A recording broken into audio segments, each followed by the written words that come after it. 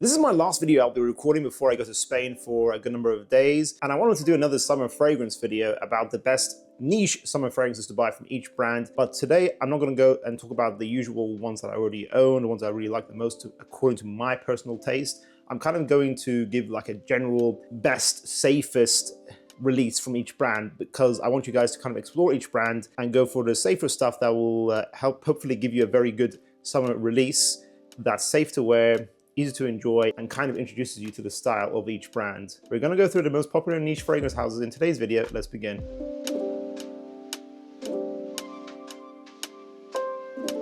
Xerjoff's Uden. Not my number one from the brand. It's the fragrance I'm actually wearing right now before I go to the airport. It is a safe fragrance though, a very sexy, unique citrus woody amber with a hint of coffee and rum in there. It gives it that balance of freshness and warmth. Some people compare it to Edition Blanche. I don't think they're that similar. I own both. I don't think it's redundant to own both personally. This lasts around 8 hours on medium projection as well. I do think they have some slight reminiscence on the dry down, but overall they're quite different, I would say. In the brand of Ormonde Jayne, go for Nawab Aoud Intensivo. This is like a big, bright, spicy citrus bar of soap with Aoud and woody base underneath to support it. Multi-layered, very complex, and very long-lasting. Around 14 to 16 hours for such a fresh fragrance is very impressive. It's more of a spring and summertime fragrance as well. This is fresh stuff. Great for the office, definitely unisex, and it smells like beautiful perfumery. Ormonde Jayne is a great house to get into if you want very multi-layered, interesting, but great performing scents. Not always great performing, but a lot of their stuff is very good performing. 37.9% of people who watch School of Scent are subscribed to us. If you guys really want to see our channel grow,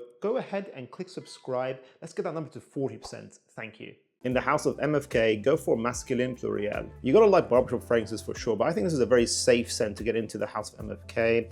It's classical, French, lavender, metallic, sharp, barbershop perfumery, very gentlemanly, and I like this style. I've got a full bottle, even though it's not trying to be like a world breaker kind of fragrance. It's just very well crafted, kind of like Grand Soir. It's just quite simple but very well crafted, beautifully done. This is the Francis Kurkdjian work that I like, not his Dior stuff. So if you want to experience some of his earlier works, that's really good. I think his house is still pretty solid in general, MFK. This is a safe one to get into for the summertime. In the house of Parfum de Marly, I would usually say Percival, but I think it has alternatives that are much more affordable in its family, in that same scent style, that kind of make it redundant. I would say go for Sedley instead. It's safe, masculine, mature, citrus, sandalwood, and Broxton, with a hint of lavender in there as well. It's very fresh, easy to like. It's very modern as well, but it just smells a bit more refined, a bit more worth its price tag compared to the other freshies in the brand. A lot of people go for Grenly. If you're younger, maybe go for Grenly instead, but I personally prefer Sedley. In the house of Man Amouage, go for the original Reflection Man. I don't like it that much personally myself, but it's solid. I still give it an objective 10 out of 10 because it does a lot of things right. It's just not my style. It's got an interesting, unique idea of a sweeter, powdery, white florals, sandalwood in there, or some bright citruses probably as well. I'm trying to remember off the top of my head. It's a nice fragrance, a really elegant, bright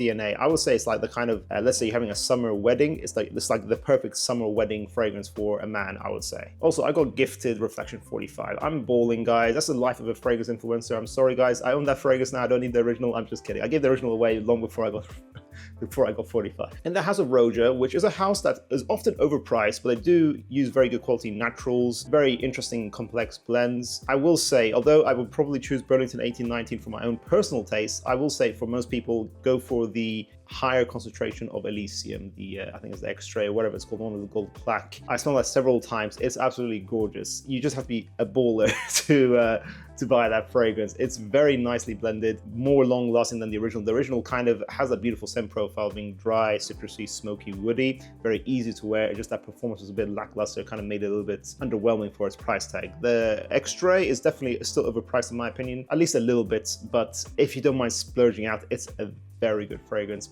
probably their safest, easiest, best summertime scent in their brand. In the house of Mancera, I think a fragrance that is not bad for trying out the brand to see if you like their style is Oud Lemon Mint. Now that might be counterintuitive. I know a lot of people would think I would say Citra Boisé or from my limited experience with French Riviera, that's probably a safer fragrance also. But Oud Lemon Mint kind of gives you that style of Mancera that you're looking for to see if you like the brand. It's a bit synthetic. It's got that synthetic oud, very long lasting, around 14 hours. Candied sherbet lemon candy is how I describe it, with that dry woody base. But I think if you like that kind of charm of Oud Lemon Mint, I think you'll enjoy Mancera in general. I think it's a good introduction to the brand, and also just a very good long lasting summer fragrance. And lastly, in the house of Creed, try Millésime Impérial. I know a lot of you know that I don't really like this fragrance. I gave away my bottle of that fragrance previously. I think it's definitely overpriced, but a lot of people do enjoy Millésime Impérial. I do think it gives you that sort of iconic style of Creed, very ambergris based, salty, mineralic, ambery,